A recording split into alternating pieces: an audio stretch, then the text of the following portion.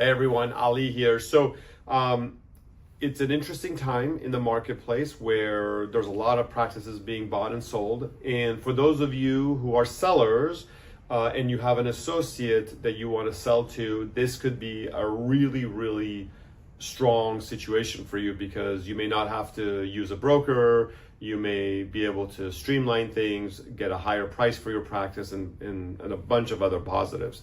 So selling to an associate has benefits for sure.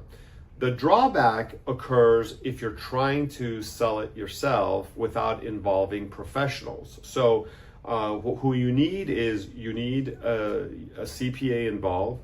You need someone to evaluate the practice, and then you need a lawyer or two lawyers maybe on each side. And so these are, very important key people in a transaction. Now, I know, you don't need a broker, right? You don't need other folks because you already have the buyer who's the associate, but you do need to do things correctly. And the problems that I see happen when you try to do it without these three professionals, or at least without a lawyer, is that things get left out that haven't been fine-tuned. So what happens to patient credits? What happens to ongoing treatment? What happens with liens and other debts that may be on the practice? What happens to the employees? There's just a bunch of little things that are not hard, but they are important and they need to be managed correctly.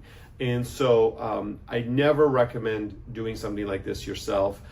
Make sure you have a lawyer helping you. Ideally, you'll have someone evaluating the practice and also a CPA to make sure you're minimizing your taxes.